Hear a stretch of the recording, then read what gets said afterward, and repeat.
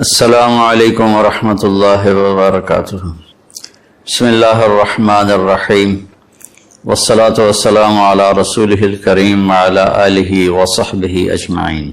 اللہ تعالیٰ نے ہمیں یہ زندگی دی ہے ایک امتحان کے لیے، اور بہت مختصر امتحان ہے۔ چند دہائیوں میں زندگی کا اختتام ہو جاتا ہے، پھر ہم ایک ہمیشہ کی زندگی میں داخل ہو جاتے ہیں جہاں کا دار و مدار ہمارے اعمال پر ہے۔ اگر اچھے اعمال ہیں تو بہت خوبصورت زندگی کی ابتدا ہوگی، پھر انتہا نہ ہوگی۔ اگر اللہ کو ناراض کر کے کوئی مر گیا تو بہت خوفناک انجام ہوگا۔ اس بات کو سمجھانے کے لیے اللہ نے 1.25 لاکھ نبیوں کو بھیجا، اور ایک ہی اللہ تبارک و تعالیٰ کی ہم سے ایک ڈیمانڈ ہے، مطالبہ ہے، عبدی انت ترید و انا ارید ولا یکون الا ما ارید۔ میرے بندے، ایک تو ارادہ کرتا ہے، ایک تیرا رب ارادہ کرتا ہے، ہوتا وہ ہے جو تیرا رب چاہتا ہے۔ تو ایک ڈیل کر مجھ سے، فإن سلمت لی فیما ارید کفیتک فیما ترید۔ تو میری مان لے دنیا میں، پھر میں ہمیشہ کے لیے تیری چاہت کو پورا کر دوں گا۔ وإن لم تسلم لی فیما ارید اصابتک فیما ترید ولا یکون الا ما ارید۔ اور اگر تو نے وہ میرا چاہا پورا نہ کیا تو میں تجھے تیری چاہتوں میں تھکا دوں گا، اور ہوگا وہی جو تیرا رب چاہے گا۔ اس مختصر زندگی کو اللہ کی اطاعت میں گزار دیں، جو وہ چاہتا ہے وہ کر دیں، جس سے روکتا ہے اس کو چھوڑ دیں۔ ابراہیم علیہ السلام کی قربانی اسی سبق کو دہرایا گیا ہے، اور اس میں ہمیں یہی سبق دیا گیا ہے کہ اللہ جو مانگے وہ دے دیا جائے۔ آپ اس سے اندازہ لگائیں کہ ابراہیم علیہ السلام رب حب لی من الصالحین دعا مانگتے مانگتے بوڑھے ہو گئے، اور تقریباً کوئی 84 یا 86 سال کی عمر میں اللہ نے حضرت ہاجرہ کے پیٹ سے اللہ تعالیٰ نے ان کو بیٹا دیا، جس کا نام انہوں نے اسماعیل رکھا۔ اور حضرت ابراہیم علیہ السلام کا مقام فلسطین ہے، وہاں آپ رہتے تھے۔ فلسطین اور مکہ تو اس وقت آباد ہی نہیں تھا، کالے پہاڑ تھے، نہ پانی، نہ سایہ، نہ درخت، نہ راستہ۔ تو اللہ کی قدرت ہے کہ یہ بچہ پہلی بیوی سے پیدا نہیں ہوا، جو تقریباً آپ کی، اگر حضرت ابراہیم علیہ السلام 84 کے تھے تو وہ 80 کی تھی، اس سے بیٹا نہیں دیا، اس سے بیٹا بعد میں دیا۔ اور نوجوان بیوی 20-22 سال کی حضرت ہاجرہ شاہ مصر کی بیٹی، اس کے ساتھ اس سے اللہ نے بیٹا دیا۔ تو بڑھاپے کی اولاد تو دل کو پکڑ لیتی ہے، تو ابراہیم علیہ السلام کو ان سے بہت پیار، بہت محبت۔ ایک دم اللہ تعالیٰ کا حکم آیا کہ اس کو یہاں سے اپنی نظروں سے دور کر دو۔ اب کوئی اس کے سامنے انہوں نے لاجک نہیں مانگی، یا اللہ کیا مطلب، کس لیے، کیوں کر رہے ہو؟ 86 سال کی عمر میں بچہ دیا، اب کہہ رہے ہو آنکھوں سے دور کر دوں؟ کہ جی میرے رب، کدھر لے جاؤں؟ کہا جبریل آئے گا، تمہیں راستہ بتائے گا، اور تم اس کے پیچھے پیچھے چلو گے۔ تو جبریل انسانی شکل میں ایک اونٹنی پہ سوار، دنیا معجزات کی نہیں ہے ورنہ یوں پکڑ کے وہاں پہنچا دیتے، اونٹنی پہ سوار ابراہیم علیہ السلام اور حضرت سارہ اور اسماعیل یہ دوسری اونٹنی پر سوار، اور یہ کوئی 1500 کلومیٹر کا سفر طے کرتے کرتے کرتے کالے پہاڑ، کالی راتیں، اور صحرا اور دشت و بیاباں، اور کہاں کہاں سے گزار کر جب مکہ پہنچے، جہاں 4 پہاڑ تھے، ایسے ایک صفا، ایک مروہ، ایک جبل ابی قبیس، ایک کو جبل ہندی کہتے تھے، وہ تو مٹا دیا ہے سارا۔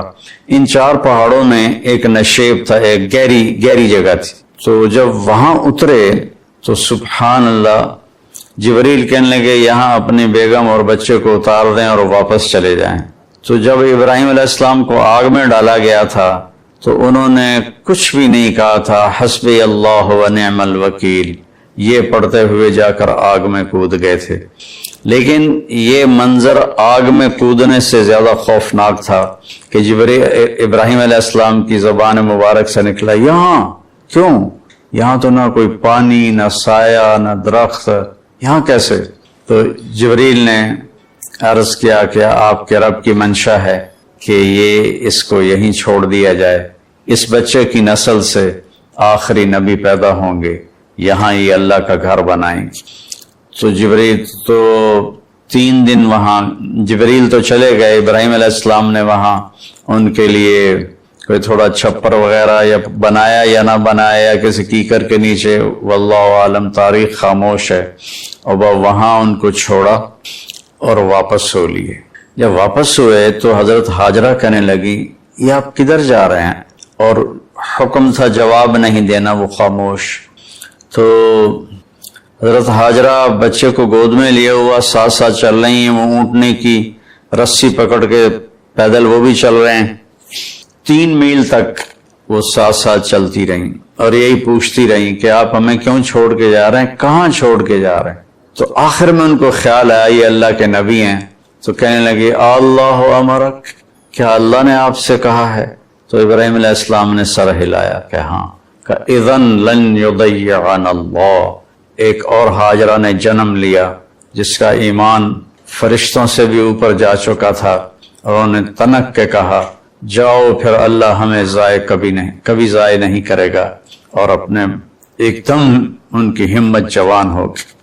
اور وہاں ابراہیم علیہ السلام اونٹنی پہ سوار ہوئے اور چلتے چلتے پہاڑی پر چڑھے۔ حضرت ہاجرہ ان کو دیکھ رہی ہیں، پہاڑی سے نیچے اتر گئے، یہ بوجھل قدموں سے واپس ہوئیں۔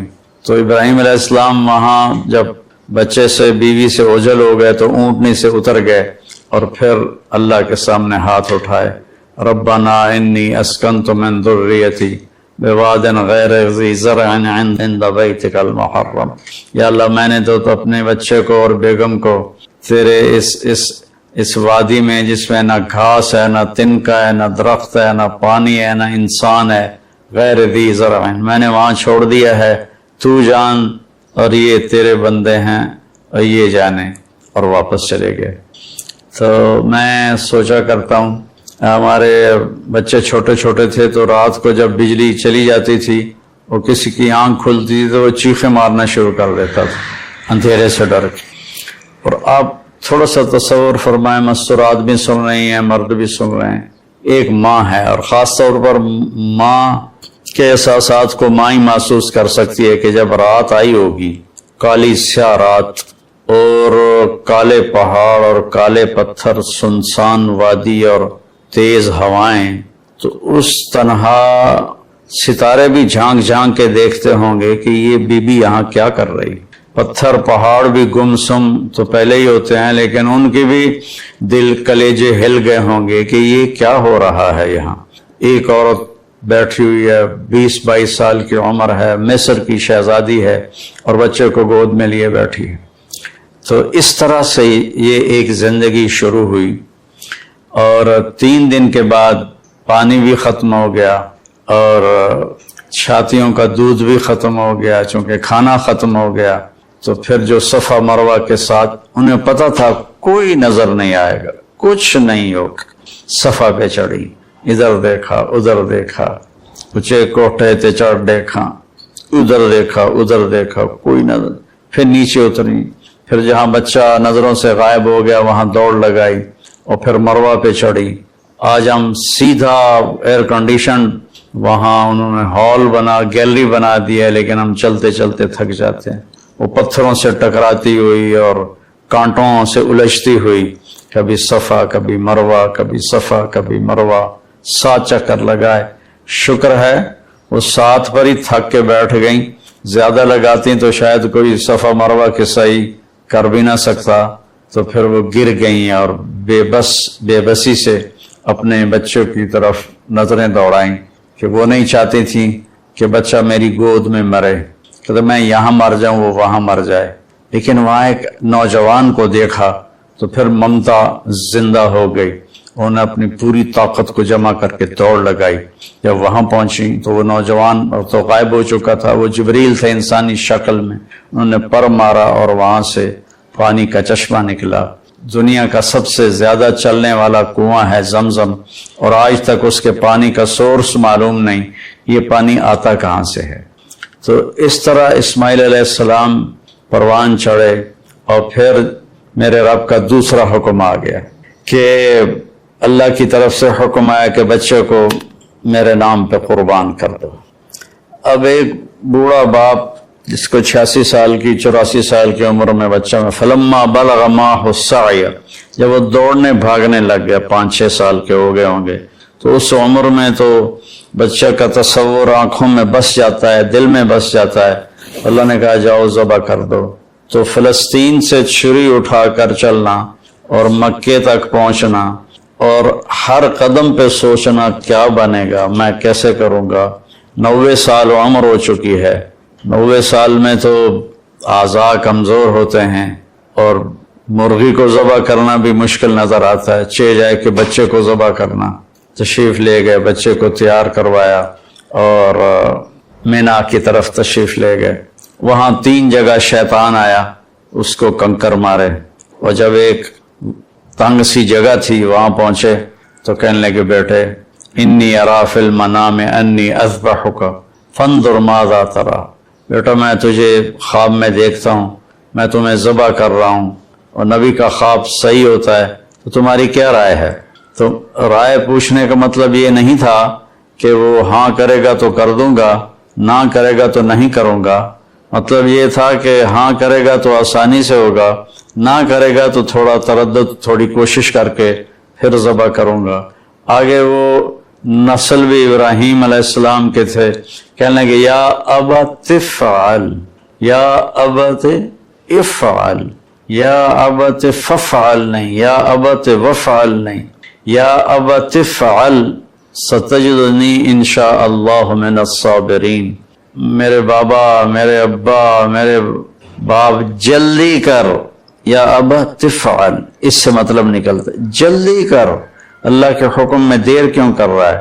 ستجدنی انشاء اللہ من الصابرین، آپ مجھے صبر کرنے والا پائیں گے انشاءاللہ۔ تو پھر کہنے لگے میرے ہاتھ پاؤں باندھ دو، آپ کو تکلیف نہ ہو میرے ہاتھ پاؤں کی حرکت سے، اور دوسرا مجھے الٹا لیٹا دو تاکہ آپ آنکھوں سے آنکھیں ٹکرائیں تو آپ کا ہاتھ نہ کانپ جائے۔ اور پھر اپنا کرتا اتارا اور کہا یہ کرتا میری ماں کو دے دینا کہ جب میری یاد آئے گی میرے کرتے کو دیکھ کے تسلی پا لے گی، اور آپ نے مجھے یہیں دفن کر دینا ہے۔ اور یہ کہہ کر انہوں نے ہاتھ پاؤں باندھے اور ان کو الٹا لیٹایا، اپنی آنکھوں پہ پٹی باندھی اور ان کی کمر پہ گھٹنا رکھا، سر کے بال پکڑ کے اوپر اٹھائی گردن اور چھری ہاتھ میں لی۔ اس پوزیشن میں آسمان کو دیکھا، یا اللہ کیا تم مجھ سے ناراض ہو گیا ہے کہ میرے دل میں اسماعیل کی محبت بہت جگہ پکڑ گئی ہے؟ نہیں میرے مالک، دیکھ میں آج تیرے نام پہ قربان کر رہا ہوں، یا میرا کوئی امتحان ہے تو مجھے اس میں کامیابی دے۔ تو آسمان کے فرشتے بھی رونے لگے۔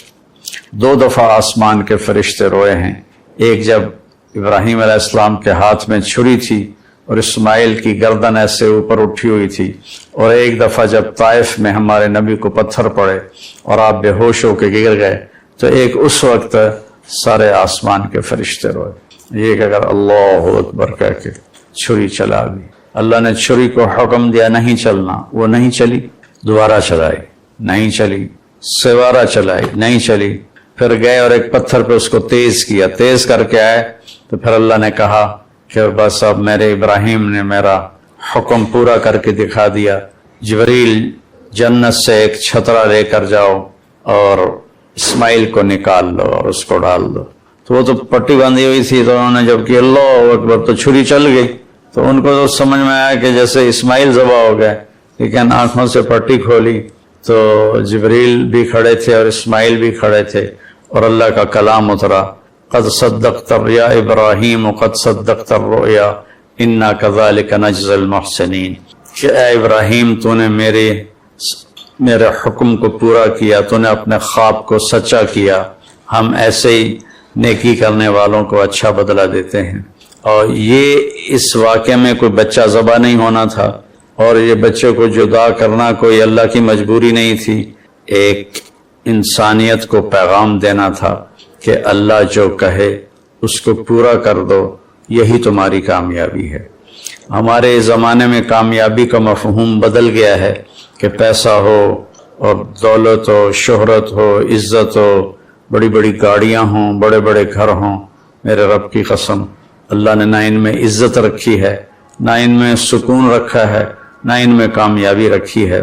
اللہ تعالیٰ کی مان کے چلتے ہوئے وہ گدھے پہ سوار ہو یا مرسڈیز پہ سوار ہو، وہ پرسکون ہوگا، اور اللہ کی نہ مان کے وہ سونے کی کار بھی، گاڑی بھی بنوا لے، سونے کا بیڈ روم بنوا لے، اس کو سکون نہیں ملے گا۔ میرے رب نے ہم سے یہ ایک بات مانگی ہے کہ میری مان لو، میری مان لو۔ یہ چھری اللہ نے ابراہیم علیہ السلام کے ذریعے اسماعیل پہ چلوائی اور اس کو چلنے سے روک دیا۔ پھر یہ چھری حضرت عبداللہ کے گردن پہ چلنے لگی، میرے نبی کے والد محترم رضی اللہ عنہ، اللہ نے چھری کو وہاں سے ہٹا دیا اور چھری کو نہیں چلنے دیا۔ لیکن چھری نے چلنا ضرور تھا جب اہل بیت کی باری آئی اور میرے نبی کے لاڈلے کی باری آئی۔ حسین منی و انا منہ، حسین منی و انا منہ، حسین منی و انا منہ۔ حسین مجھ سے ہے، میں حسین سے ہوں، حسین مجھ سے ہے، میں حسین سے ہوں، حسین مجھ سے ہے، میں حسین سے ہوں۔ اور آپ ان کو ایسے اپنے پاؤں پر کھڑا کر کے جھولا جھلا رہے تھے اور فرما رہے تھے اسعد المرتقی، اوپر چڑھو اوپر۔ وہ ایسے ڈولتے ڈولتے اوپر آ رہے تھے، یہاں تک آئے، یہاں تک آئے، یہاں تک آئے۔ جب یہاں تک آئے تو میرے نبی ایسے ہو گئے اور ان کو یہاں سینے پر کھڑا کر لیا، دونوں ہاتھ فکس کر کے ان کو دیکھا اور پیار کیا اور کہا اے اللہ میں حسین سے محبت کرتا ہوں، پیار کرتا ہوں، تو بھی اس سے پیار فرما۔ تو جب حسین کی باری آئی تو چھری اکیلے حسین علیہ السلام پہ نہیں چلی، ساری آل پہ چل گئی۔ 17 نوجوان آل رسول کی گردنیں کٹ کے نیزوں پہ چڑھ گئی کہ میں رنگ لاتی ہے حنا پتھر پہ گھس جانے کے بعد کہ اور وہ یہاں تک ہمیں نہیں آزمایا جائے گا، وہ تو بڑے لوگ تھے۔ تو منشاء خداوندی یہ ہے کہ ہم اس کی مان کر چلیں۔ اس امت میں پھر اللہ تعالیٰ نے ہمیں دکھایا کہ میرے نبی کے صحابہ نے کیسے قربانیاں دی۔ حضرت حبیب بن زید رضی اللہ عنہ کو آپ نے مسلمہ کذاب، مسلمہ جھوٹا نبی تھا، اس کے پاس بھیجا کہ توبہ کرو اور میرے اوپر ایمان لاؤ۔ تو انہوں نے حبیب بن زید کو پکڑ لیا، کہنے لگا تم گواہی دیتے ہو محمد اللہ کا رسول ہے؟ کہنے لگا ہاں میں گواہی دیتا ہوں۔ کہنے لگے تم گواہی دیتے ہو میں اللہ کا رسول ہوں؟ کہنے لگا مجھے سنائی نہیں دیتا۔ تو اس نے ایک ہاتھ کاٹ دیے۔ پھر کہنے لگا تم گواہی دیتے ہو محمد اللہ کے رسول ہیں؟ کہنے لگے ہاں میں گواہی دیتا ہوں، محمد اللہ کا رسول ہیں صلی اللہ علیہ وسلم۔ کہا تم گواہی دیتے ہو کہ میں اللہ کا رسول ہوں؟ کہا مجھے سنائی نہیں دیتا۔ اس نے دوسرا ہاتھ کاٹ دیے۔ پھر کہنے لگا تم گواہی دیتے ہو محمد اللہ کا رسول ہے؟ کہا ہاں۔ کہا تم گواہی دیتے ہو میں اللہ کا رسول ہوں؟ کہا مجھے سنتا نہیں۔ انہیں ایک پاؤں کاٹ دیا۔ پھر اس نے کہا تم گواہی دیتے ہو محمد اللہ کا رسول ہے؟ کہنے لگے ہاں۔ تم گواہی دیتے ہو میں اللہ کا رسول ہوں؟ کہنے لگے سنائی نہیں دیتا۔ تو اس نے دوسرا پاؤں بھی، دونوں ہاتھ کاٹ دیے، دونوں پاؤں کاٹ دیے۔ پھر کہنے لگا بتاؤ تم میری رسالت کی گواہی دو۔ کہا میں سنتا نہیں، تو گوشت کی بوٹی اتار دی۔ پھر کہا تم کہو میں اللہ کا رسول ہوں۔ کہا مجھے سنتا نہیں، تو گوشت کی بوٹی اتار دی۔ کرتے کرتے کرتے پورا گوشت زندہ کی بوٹیاں کاٹ کے تڑپا کے ان کو شہید کیا۔ کس قدر دردناک موت ہے۔ لیکن جب یہ خبر ان کی والدہ حضرت ام عمارہ کے پاس پہنچی، وہ کہنے لگی لہذا الیوم ارضعتہ وعند اللہ احتسبتہ، یہی دن دیکھنے کے لیے میں نے اسے دودھ پلایا تھا اور میں اللہ کی بارگاہ میں اجر کی امید رکھتی ہوں۔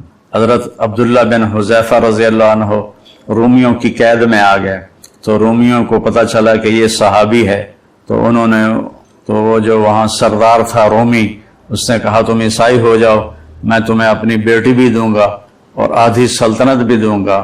تو وہ فرمانے لگے اگر تم مجھے پوری دنیا بھی دے دے اور صرف اتنا کہے کہ 1 سیکنڈ کے لیے تم عیسائی ہو جاؤ تو مجھے قبول نہیں۔ تو اس نے کہا اس کو سولی پہ لٹکا کرنا، اس کو دائیں بائیں تیر مارو، اس کو سیدھا نہ مارو تاکہ یہ ڈر جائے۔ تو انہوں نے ان کو لٹکایا لکڑی پر اور تیر چلا رہے ہیں ادھر ادھر ادھر ادھر، اور سائیں سائیں سائیں تیر گزر رہے ہیں. پھر ان کو اتارا, کہنے لگے کیا خیال ہے؟ کہا وہی خیال ہے, میں اللہ اس کے رسول پہ ایمان لایا ہوں, میں کبھی نہیں ہٹوں گا. تو اس نے کہا بس ایسا کرو, کڑا میں تیل ڈالو اور اسے ابالو, ابل جائے تو اس کے 2 ساتھیوں کو ڈالو, اور اس کے بعد اگر یہ ڈر جائے اور مان جائے ہماری بات تو ٹھیک ہے, ورنہ اسے بھی ڈال دو. تو سارے لوگ جمع تھے, کڑا میں تیل ڈالا گیا, نیچے آگ ویسے کھولنے لگا. تو انہوں نے 2 مسلمان سپاہیوں کو اس میں ڈالا تو وہ جل کے اسی وقت کوئلہ بن گئے. جب ان کو کھینچ کے لے جانے لگے تو یہ رو پڑے. تو انہوں نے رومی سردار سے کہا کہ وہ رو رہا ہے, کہ بلاؤ, شاید ڈر گیا ہو. جب وہ آئے تو کہنے لگا کیا خیال ہے؟ کہا وہی خیال ہے جو پہلے تھا. کہا پھر تم روئے کیوں ہو؟ کہا رویا اپنی بے بسی پر ہوں, میری ایک جان ہے جو اللہ پہ ایک پل میں قربان ہو جائے گی. کاش میرے جسم پر جتنے بال ہیں اتنی میری جانیں ہوتی اور میں ایک ایک جان کو تیل میں ڈال کے اللہ پہ قربان کرتا. تو رومی کا چہرہ ایک دم بدل گیا, اس نے سر جھکا لیا, کہنے لگا میرے ماتھے پہ بوسہ دے دے, میں تمہیں چھوڑ دوں گا. کہنے لگا نہیں, میرے سارے ساتھیوں کو چھوڑ. تو اس نے کہا سب کو چھوڑ دوں گا. تو حضرت عبداللہ بن حذیفہ نے اس کے ماتھے پہ بوسہ دیا. انہیں 200 کے 200 آدمی سوائے 2 جو شہید ہو گئے سارے چھوڑ دیے. جب یہ مدینہ پہنچے تو حضرت عمر رضی اللہ تعالیٰ عنہ کو واقعہ سنایا تو آپ نے سارے مدینے والوں کو جمع کیا. عبداللہ بن حذیفہ کو ممبر پہ بٹھایا اور کہا کہ میں اس کا بوسہ لے رہا ہوں سب سے پہلے, پھر تم سارے اس کے ماتھے کا بوسہ لو. تو حضرت عمر نے ان کے ماتھے کا بوسہ لیا اور باقی سب صحابہ نے پھر ان کا بوسہ لیا. اور یہ مزاج کے ایسے تھے کہ اتنے مزاحیہ تھے, اتنے مزاحیہ مزاج کے تھے کہ ان کو حمار کہتے تھے. اور ایک دفعہ کسی نے شکایت کی, یا رسول اللہ یہ عبداللہ بہت فضول باتیں کرتا ہے, سبحان اللہ, اور ایسی ہی بیکار باتیں کرتا رہتا ہے. تو آپ نے فرمایا دعوہ فإنہ یحب اللہ ورسولہ, اسے کچھ نہ کہو, یہ اللہ اس کے رسول سے پیار کرتا ہے. تو یہ اصل مقصد قربانی کا, ہم جانور قربانی کا کرتے ہیں کہ ہم اپنے حرام جذبات پہ چھری چلاتے, یا اللہ تیری مانیں گے, تیرے نبی کی مانیں گے, اور اس کے خلاف جو چیز آئے گی یا اللہ ہم اس سے بچ کے چلیں گے. یہ اس قربانی کا فلسفہ ہے. اللہ مجھے, میرے سارے بہن بھائی اور پوری امت مسلمہ کو, میرے پاکستانی عوام کو اللہ اس کی سمجھ نصیب فرمائے, مجھے بھی سمجھ نصیب فرمائے کہ جب ہم دنیا سے جائیں تو اللہ ہم سے راضی ہو, ایسے نہ جائیں کہ اللہ ہم سے ناراض ہو. السلام علیکم ورحمۃ اللہ.